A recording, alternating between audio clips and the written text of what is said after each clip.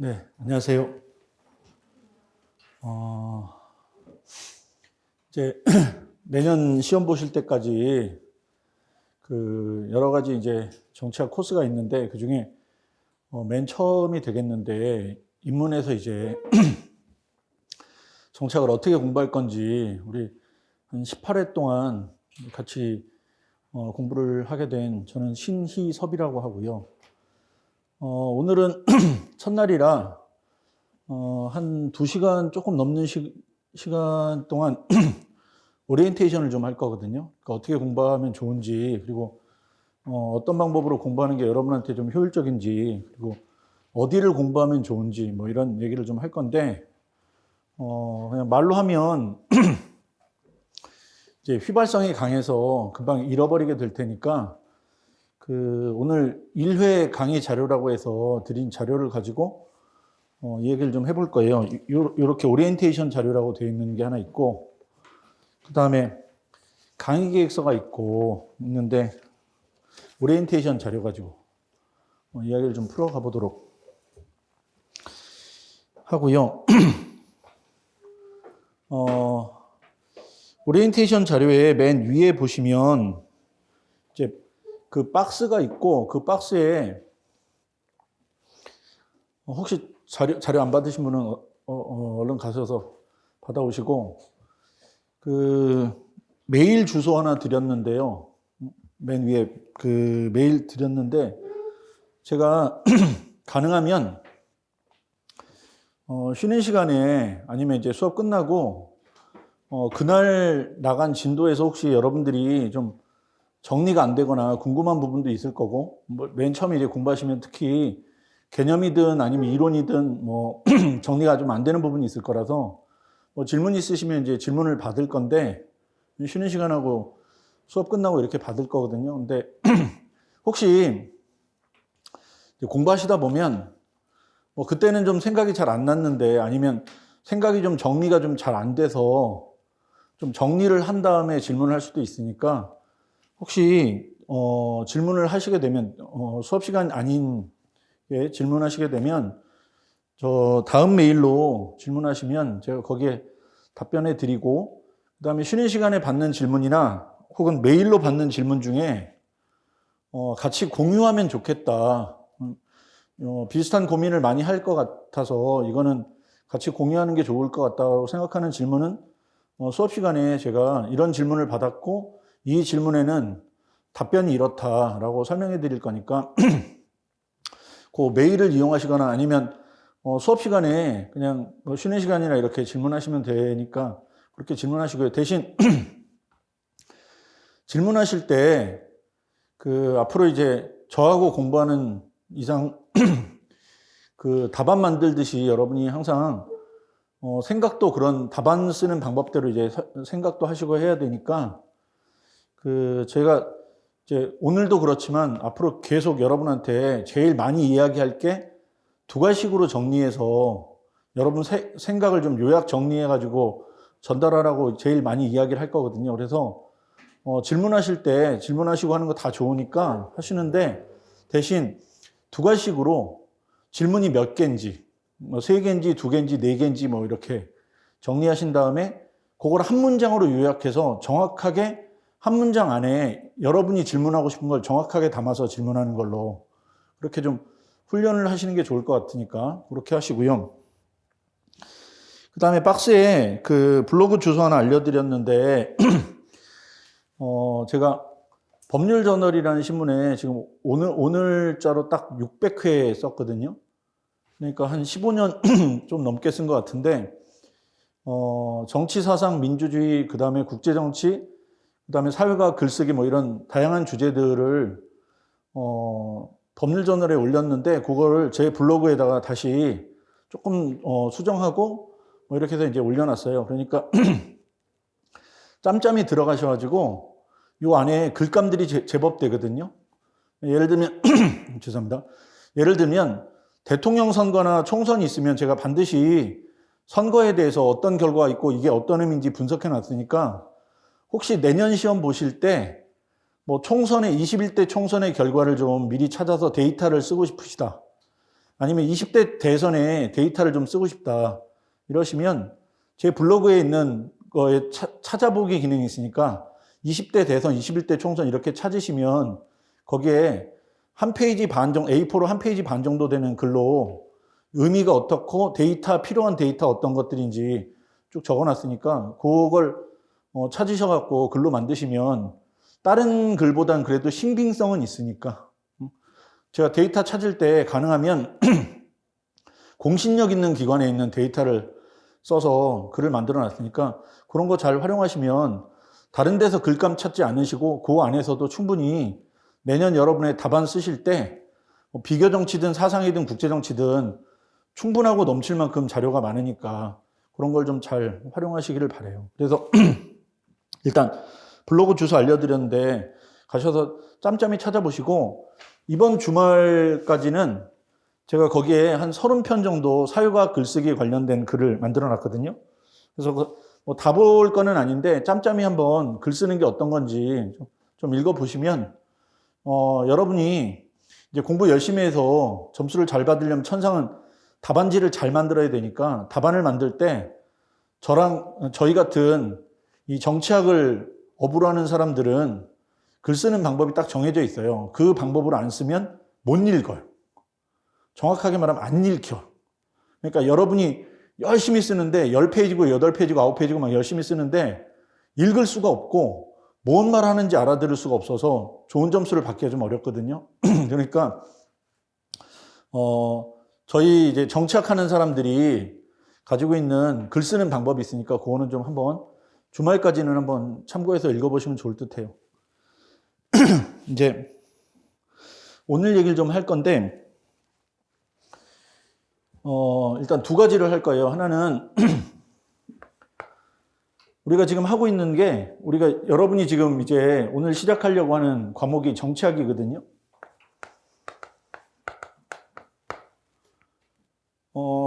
정치학이니까 이거를 개념을 짜개면 정치하고 사이언스라고 하는 학문하고 이렇게 이제 두 가지로 나눠지겠죠. 그래서 이렇게 두 개를 나누면 하나는 여러분이 공부해야 될 범위를 정할 거고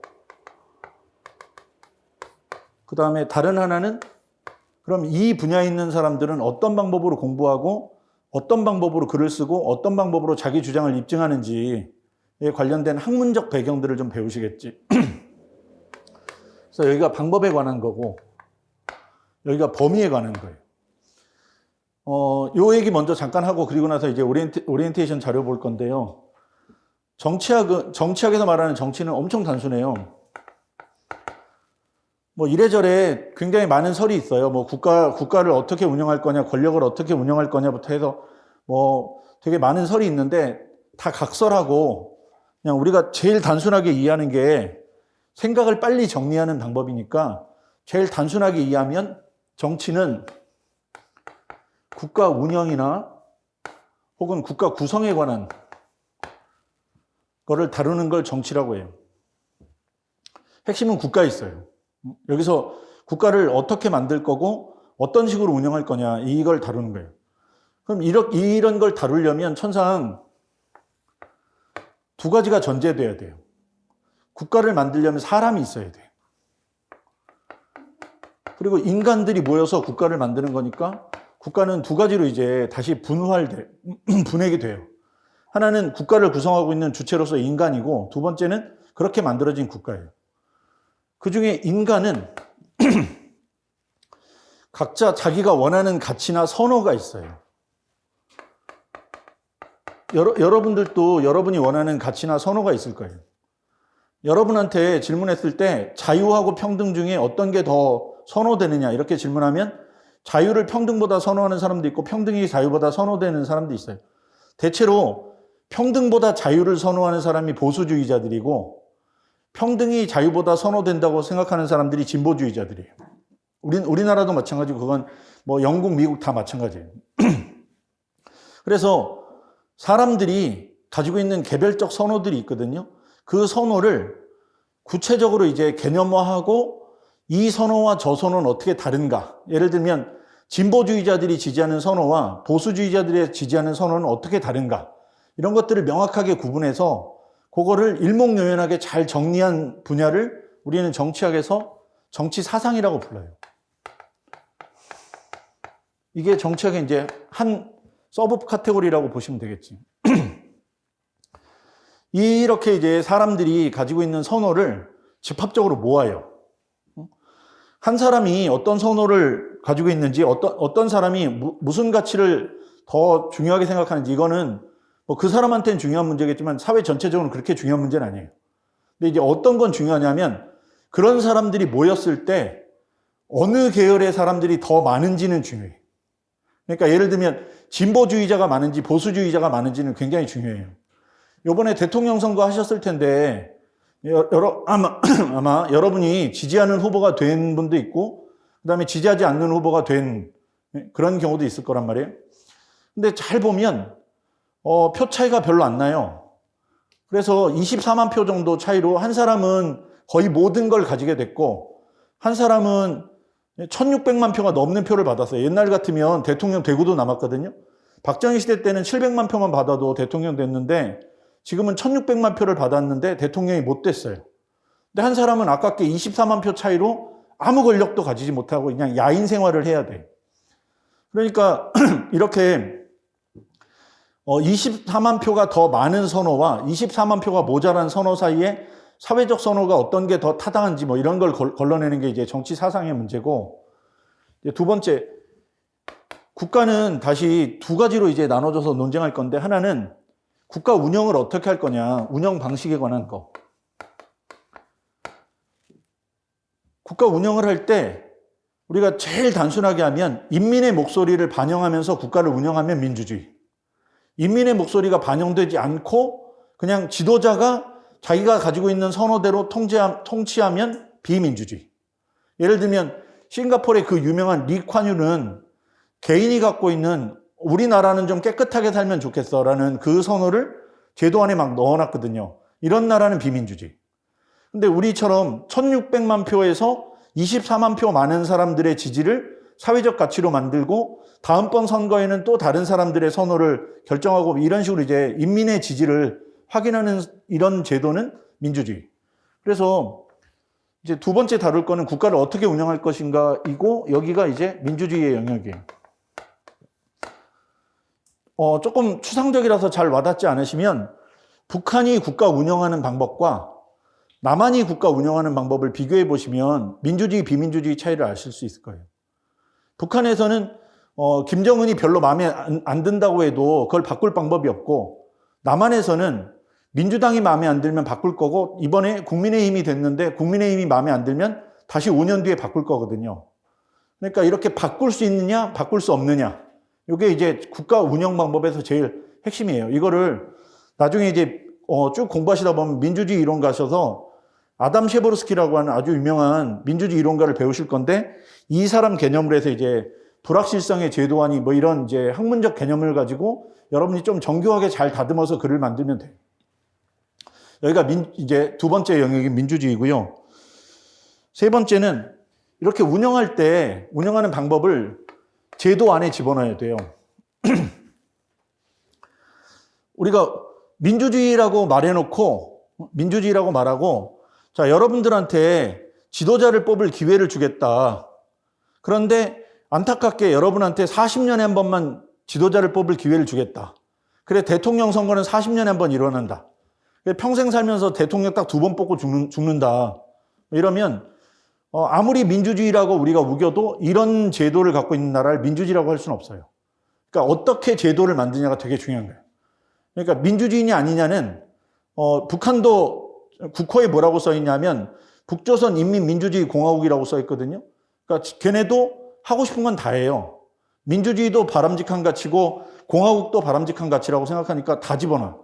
근데 우리가 절대로 북한을 민주주의라고 안 부르잖아요. 왜? 제도가 없거든. 그래서 그러면 어떻게 운영할 건지 제도를 다루는 게 비교정치. 그러니까 여기는 이제 선거,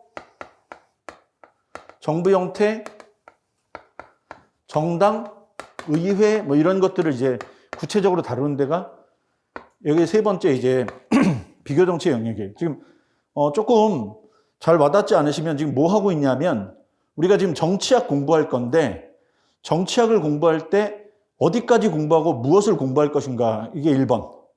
어떻게 공부할 것이냐가 2번. 됐죠? 정치가 1번, 학문이 2번. 그래서 일단 정치의 범주 나눠드리느라고 이 작업을 하고 있는데 그래서 세 가지를 일단 기본으로 해요. 하나 사상, 하나 민주주의, 그 다음에 하나 이제 제도 정치, 비교 정치. 이렇게 이제 세 가지를 보통 해요. 근데 여기다가 더해서 두 가지를 추가해서 우리가 공부를 하거든요. 이것만 해도 꽤 많을 것 같잖아요. 정치 사상도 좀 제법 될 것이고, 민주주의도 양이 그렇게 녹록지는 않을 것 같고, 제도 정치는 보통 한 5가지를 하니까, 정부 형태, 의회, 그 다음에 정당, 선거, 시민사회. 이렇게 5가지를 하니까 이것만 해도 양이 뭐 제법 될 것 같은데, 요거 외에도 이제 2개를 더 해야 돼요. 하나는 이렇게 만들어진 국가를 둘러싼 외부적 환경을 봐야 돼. 그 국가가 주변 국가들하고 어떤 관계를 맺고 있는지를 봐야 돼요. 지금 우크라이나가 러시아 공격받은 건 보셨죠? 2월 24일 날 러시아가 우크라이나를 공격했어요. 근데 푸틴이 아마 너무 자신만만해서 그런 것 같은데 보통 일반적으로 수행하는 전쟁하고 너무 다르게 전쟁을 수행하잖아요. 뭐 예를 들면 전쟁을 수행할 때 이렇게 대놓고 한 달씩 병력을 배치해놨다가 전쟁하는 경우는 없어요. 상대가 아무리 만만해도 이렇게는 안 해요. 보통 기습 공격하거든요. 근데 러시아가 한 달 정도 배치해놓고 야 올림픽 끝나면 공격할게 하고 2월 20일 날 북경올림픽이 끝났는데 2월 24일 날 공격했어요. 그리고 푸틴 생각에는 3일이면 끝날 거라고 생각했는데 지금 거의 3달 가까이 가고 있는데 러시아가 못 이기고 있거든요. 이런 조건들을 다루는 걸 우리는 국제정치라고 불러요. 그래서 이제 4번째는 국가를 둘러싼 외부 환경. 이게 국제정치. 우리가 살고 있는 한반도는 3000년 역사에 920번 정도 공격을 받았어요. 3년에 한 번은 공격을 받았어요. 그러니까 이 땅이 엄청 기구한 땅이에요. 근데 놀라운 건 3000년 동안 920번 공격을 받았는데 3년에 한 번씩 공격을 받았는데 1953년에 한국전쟁이 끝나고 그리고 나서 대규모 도발이 없어요. 지금 이제 내년이면 2023년이 되면 딱 70년이 되는데 70년 동안 무력 분쟁이라는 게 전쟁에 준하는 정도의 무력 분쟁은 아예 없고 이제 천안함 피격당하거나 연평도 포격당하고 뭐 이런 정도의 이제 무력 분쟁만 있지 심각한 도발은 없어요. 그러면 우리가 잘 따져보면 3000년에 920번을 공격받았는데 70년 동안 한 번도 이렇게 큰 도발이 없다는 건 요 둘 사이에는 뭔가 차이가 있다는 거잖아요. 이런 걸 연구하는 게 국제정치. 뭐 이 차이는 되게 단순해요. 동맹이 있고 없고의 차이예요. 여기는 동맹이 없어요. 여기는 미국이라는 동맹이 있고. 그래서 동맹이 얼마나 중요하냐. 동맹을 우리는 어떻게 활용해야 되냐. 이런 걸 다루는 게 국제정치. 거기가 이제 4번째.